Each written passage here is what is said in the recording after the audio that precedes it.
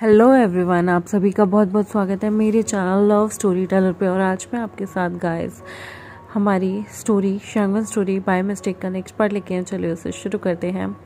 Wing और वांग जी की शादी बहुत ग्रेट तरीके से होने लगती है और ना जाने कितने किस्म के वहाँ खाने होते हैं जिन्हें वो लोग धीरे धीरे करके खाने की टेबल पे जब पहुँचते हैं तो उनके सामने ना जाने कितने लजीज, ओहो, प्यार से भरे, प्यार से बनाए हुए इतने खुशबूदार खाने होते हैं कि वो देखते ही उनका सर हैरान हो जाता है। उनकी नाकों में उनकी खाने की इतनी अच्छी खुशबू आ जाती है कि वांग जी और विंग बहुत अच्छे से खाने लगते हैं।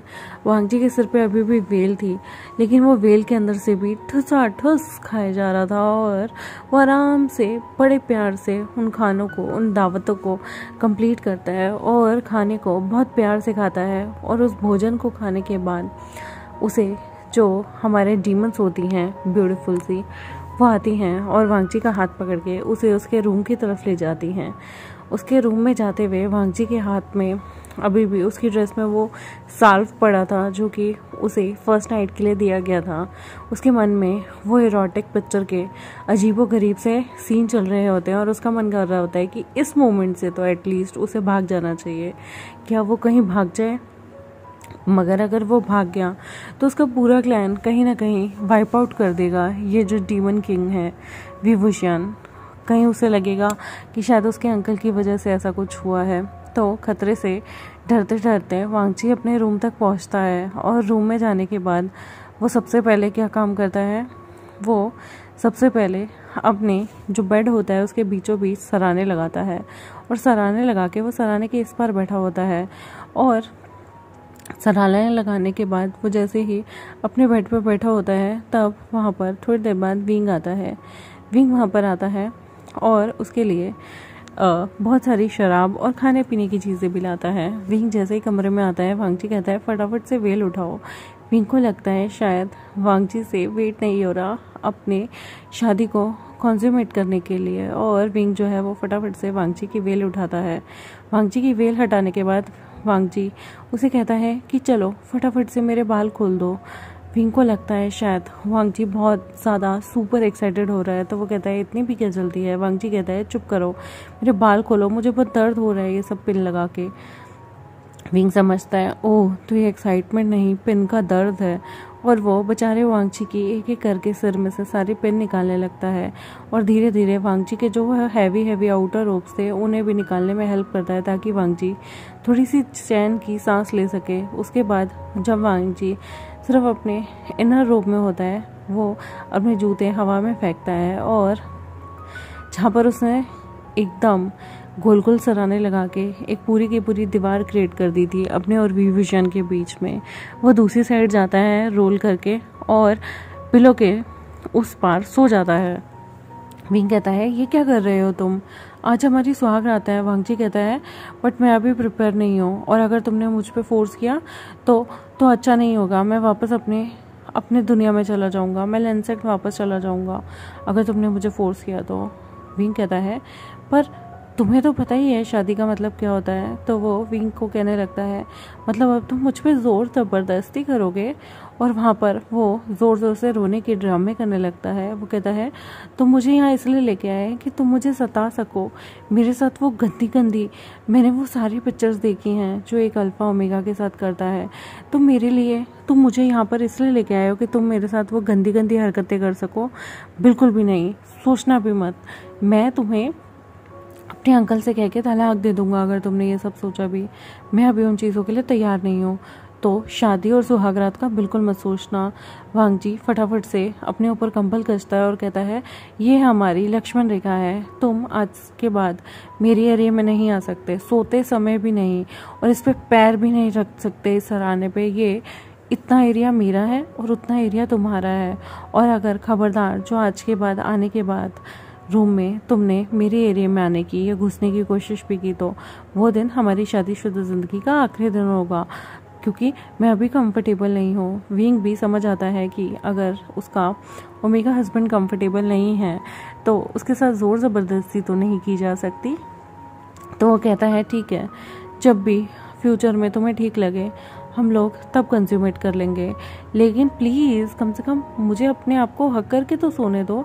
ये क्या मतलब हुआ कि तुमने ये बीच में ये सराहने लगा दिए, और ये इतने सारे फालतू के सराहने रखे ही किसने हैं मेरे कक्ष में। तो वो कहता है मुझे क्या पता, तुम्हारे ही लोगों ने ये रखे थे, दिखा, फिर भी ये मेरे काम आ गए हैं। खबरदार जो तुमने यहाँ से बीच में से हटाए, नहीं तुम मुझे हक भी नहीं कर सकते। तुम वहाँ सो और मैं यहाँ सोऊंगा। मुझे वो गंदी हरकतें बिल्कुल भी, और मुझे तो किसी अल्फा पे तो बिल्कुल भी भरोसा नहीं है। ऊपर से तुम तो डीमन रेल्म के हो। तो विंग कहता है तो डीमन रेल्म के होने से क्या हो जाता है, क्या मेरे 12 सींग निकल आएंगे आधी रात को? वो कहता है मुझे नहीं पता, मैंने सुना है डीमन रेल्म के जो लोग होते हैं वो सेक्सुअल एक्टिविटी में बहुत ज़्यादा हार्ड होते हैं और बहुत ज़्यादा हार्श होते हैं। मुझे नहीं पता, मैं नहीं सुनूंगा। और ये हमारे बीच जो सराहना है ना, ये हमारी लक्ष्मण रेखा है। मैं पहले तुम्हें देखना चाहता हूँ कि तुम मेरे लिए लॉयल हस्बैंड हो या नहीं, उसके बाद मैं कुछ सोचूंगा। और अभी मैंने तुम्हारे रेल्म के बारे में कुछ भी नहीं जाना है, तो मैं तुम्हारे साथ ऐसे कैसे इंटीमेट हो जाऊँ? शादी हुई है तो क्या हो गया, हम लोग पहले खुद को समझे तो सही, एक दूसरे से प्यार भी तो करें, उसके बाद ही ये सब अच्छा लगेगा। मैं दूसरे लोगों की तरह नहीं हूँ जिसे लालच हो सत्ता का। तुम एम्परर हो तो क्या हो गया, मैं भी घूसू का एक प्रिंस हूँ। उसकी बातें सुनने के बाद विभूषण सोचता है कि इसकी बातों में कहीं ना कहीं लॉजिक है। ये लोग अभी ही मिले थे, कुछ टाइम ही इन्होंने एक दूसरे के साथ स्पेंड किया था, और उसके बाद इंटीमेसी कभी उसने इस तरीके से सोचा नहीं था, क्योंकि एंशिएंट में रूल हुआ करता था कि लोग जाते ही रूम में अनजान लोग से भी सेक्सुअल एक्टिविटी में इंडल्ज हो जाते थे। लेकिन यहाँ पर उसे वांगची का सुझाव थोड़ा सा बुरा तो लग रहा था, लेकिन इतना भी नहीं लग रहा था, क्योंकि वो वांगची को फर्स्ट प्रायोरिटी देता है, ना कि उसकी बॉडी को। तो इसलिए वो कहीं ना कहीं मान जाता है।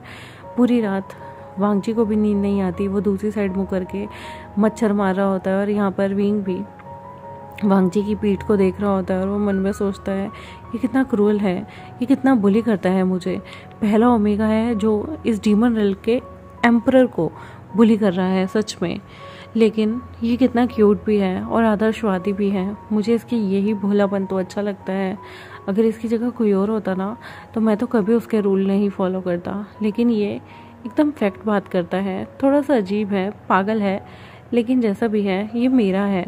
और वो वांगची को पीछे से ही देख रहे होते हैं। यहाँ वांगची को नींद नहीं आ रही होती। वो मन में सोचता है अगर इसने मुझ पर अटैक किया, वो अपने हाथ में यहाँ पर एक कटार लेके बैठा होता है, यानी कि चाकू स्टाइल। और वो मन में सोच रहा होता है अगर इसने मुझ पर हमला किया तो मैं इसका हाथ ही काट दूंगा, मैं इसकी सीने में सीधा चाकू घोंप दूंगा। वो मन में ये सोच के बैठा होता है वांगची। और विंग जो है वहाँ पर उसकी पीठ देखते देखते ही सो जाता है।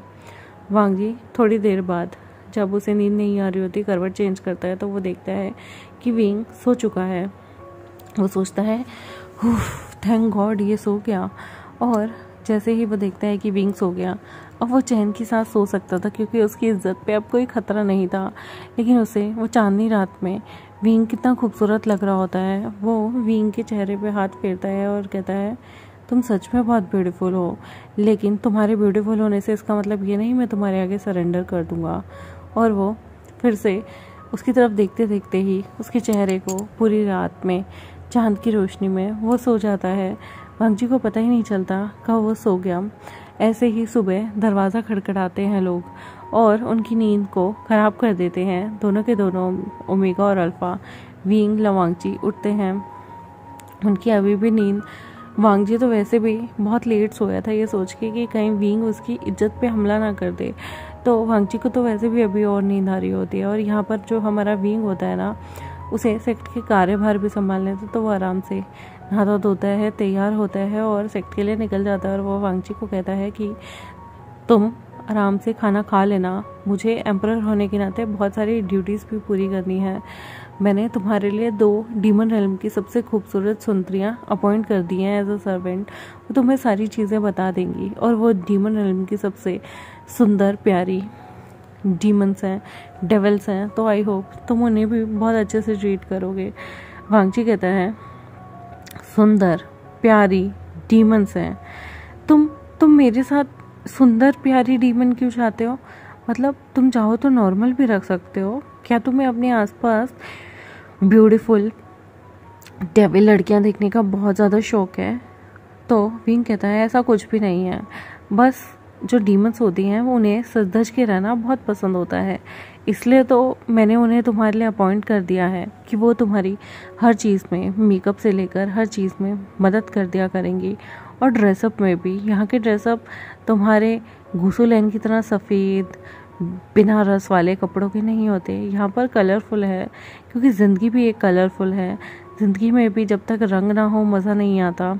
और वैसे ही मेरे सेट में लोग कलरफुल कपड़े पहनना ज़्यादा पसंद करते हैं रेदर देन किसी प्लेन एक मुरझाए हुए कलर के।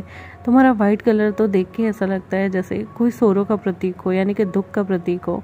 तो वांगजी कहता है सफ़ेद मतलब शांति होता है और वो शांति का प्रतीक है। विंग कहता है लेकिन लैंसेट के हर एक के मन में अशांति क्यों फैली हुई है, कोई प्यार से दूर भागता है और कोई शादी की सुहागरात से। तो लवांगची कहता है बकवास मत करो और जाओ अपने यहाँ पे। विंग चुपचाप से अपने चैम्बर से निकलता है और वो बेचारा मन मन में बहुत ज़्यादा कर्स करते हुए वहाँ से जाता है। तभी उसे रास्ते में जंगछा मिलता है और कहता है ओहो दूल्हे मियाँ, क्या रहा आपका, फिर कल कैसी रही आपकी रात। तो वो कहता है बकवास मत करो और नाम भी मत लेना कैसी रही रात। तुम्हें पता है लंजा ने इतने बड़े बड़े सराहने हम दोनों के बीच में रख दिए। और वो पिलो रखने के बाद कहता है कि मैं पिलो की इस साइड सोऊंगा और वो उस साइड, क्योंकि वो अभी कंफर्टेबल फील नहीं कर रहा।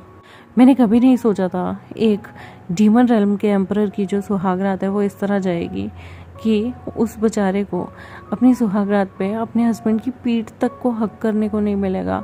मेरा हस्बैंड तो इतना क्रूअल है कि उसने मुझे खुद को एक किस तो बहुत दूर की बात है हग नहीं करने दी। और सच में मुझे बहुत बहुत बहुत बुरा लग रहा था, लेकिन वो इतना भोला है और जब भी वो मुझसे प्यार से कुछ भी मांगता है मैं कभी उसे ना नहीं कह पाता। तो तब हमारा जो जंगचा होता है वो कहता है तभी वो तुम्हारा फ़ायदा उठा लेता है। वैसे आज मैं कैसा लग रहा हूँ, आज मैं जेवजुन के साथ हमारे डीमन रेल्म में बाहर घूमने की सोच रहा हूँ। मैं सोच रहा हूँ उन्हें पूरा डीमन रेल्म दिखा के लेके आऊँ, जिसके बाद शायद वो अपने अंकल को वहाँ जाके बताएं और उसके बाद वो हमारी शादी के लिए मान जाए। विंग कहता है वो लेन चिरन है, वो कोई कच्चे खिलाड़ी नहीं जो 2 मिनट में तुम्हारी शादी के लिए मान जाएंगे। मुझे नहीं लगता वो इस जन्म में कभी मानेंगे, और अगर वो मान गए तो वो इस दुनिया का 8वें अजूबे से बड़ी बात नहीं होगी। तो जंगचा कहता है बकवास मत करो, मुझे पता है वो अंकल जो हैं वो बहुत ही बूढ़े खूसट से हैं, लेकिन जैसे तैसे करके मुझे जेवजुन को बनाना है। अगर जेवजुन मान जाएंगे तो बहुत जल्द हमारे सेक्ट में भी दूसरी शादी होगी। विंग कहता है अभी खाली पुलाव बनाना छोड़ दो, जब होगी तब की तब देखेंगे। यहाँ पर जो हमारा जंगचा होता है वो लेन शिचन के साथ खाना खाने के लिए चला जाता है और विंग अपने रूम के लिए। वहाँ इतनी ब्यूटीफुल सी लड़कियाँ मेड के तौर पर लवांगची के पास आती हैं। लवांगची तो उन्हें देखने के बाद कॉम्प्लेक्स फील करने लगता है कि इतनी ब्यूटीफुल हैं। एक की प्योर ब्लैक कलर की ड्रेस होती है विद उसके पर्पल यानी कि रॉयल पर्पल कलर के जो है सारी पूरी की पूरी ड्रेस में उसके जो बॉर्डर्स थे वो पर्पल कलर के थे और वो बहुत क्लासी सी ड्रेस लग रही थी। और दूसरी साइड एक लेडी ने बिल्कुल रेड कलर की ड्रेस पहनी होती है और उस पर काफ़ी अच्छी एम्ब्रॉयडरी हुई होती है और उसके जितने भी कॉर्नर्स होते हैं वो ब्लैक कलर के होते हैं, बॉर्डर्स ब्लैक कलर के जिन पे फ्लोरल पेंटिंग हुई होती है और वो ड्रेस भी काफ़ी खूबसूरत सी लग रही थी। वांगजी देखता है कि यहाँ के लोग तो बहुत ज़्यादा ब्राइट कलर पहनते हैं और ब्राइट कलर पहनने के बाद उनकी जो खूबसूरती है उसमें 4 चांद लग जाते हैं। वांगजी मन में सोचता है और मेरे सेट में सिर्फ एक सफ़ेद कलर और या फिर नीले में भी सिर्फ हल्के वाला शेड। वांगजी जो है वो बाकी सारे लोगों को देख रहा होता है, वो काफ़ी अच्छे से रेडी हुए होते हैं। वो भी वांगजी को एक बहुत ब्यूटीफुल सी ड्रेस ला के देते हैं। वो पूरी की पूरी जो ड्रेस होती है वो मर्जेंटा कलर की होती है और उसकी ब्यूटी को काफ़ी कॉम्प्लेक्स दे रही होती है और बहुत ज़्यादा कॉम्प्लीमेंट भी मिल रहा होता है। वांगजी की ब्यूटी और खिल के आती है और वो लोग वांगजी के न्यू स्टाइल से हेयर बनाते हैं, जिसमें वो वांगजी का ओमेगा स्टाइल हेयर स्टाइल करते हैं। तो वो बन बनाते हैं जो कि एक एम्प्रेस का प्रतीक होता है। वांग जी खुद को जब मिरर में देखता है तो उसे लगता है कि कहीं वो बहुत ज़्यादा तो नहीं सच गया, क्योंकि मॉडर्न वर्ल्ड में तो जो नए ओमेगा होते थे वो इस तरह के कोई भी अजीबोगरीब सी ड्रेसेस या ज्वेलरी नहीं पहना करते थे। फिर वो सोचता है कि अगर वो ये सब कर भी रहा है तो वो और किसी के लिए नहीं, अपने हस्बैंड के लिए कर रहा है, जिससे वो बहुत ज़्यादा प्यार करता है। और ये सोच के ही जो हमारा लवांगची होता है वो अपने आप को उन लोगों को थोड़ा बहुत मेकअप भी करने देता है और रेडी होके वो सोचते हैं कि वो अब अपने हस्बैंड के पास चला जाएगा। लेकिन वहाँ पर काफ़ी सारे जो लोग होते हैं वो आ जाते हैं अपनी एम्प्रेस से मिलने। वहाँ पर डीमन बहुत सारे होते हैं और जो वो डीमन लेडी होती हैं वो कहती हैं कि एम्प्रेस आप लोगों से खाने की टेबल पे मिलेंगी, आप लोग जाइए और अभी एम्प्रेस को रेडी होने दीजिए, वरना एम्प्रेस को गुस्सा आ जाएगा। और वो लोग उन डीमन को वहाँ से जाने के लिए कह देते हैं। डीमन नाखुश होते हैं लेकिन वो अपनी एम्प्रेस को तकलीफ़ नहीं देना चाहते, इसलिए चले जाते हैं। अब देखते हैं नेक्स्ट एपिसोड में जब वांग जी अपने उन डीमन से मिलेगा तो उनकी क्या प्रतिक्रिया होगी और क्या वो लोग जो हैं वो वांग जी के साथ टाइम बिता पाएंगे और कैसा रहेगा पहली बार डीमंस के साथ वांग जी का फर्स्ट रूबरू। जानने के लिए मेरे चैनल को सब्सक्राइब कर दें, वीडियोस को लाइक कर दें और नेक्स्ट एपिसोड में भी मेरे साथ बने रहें। Thank you very much, bye.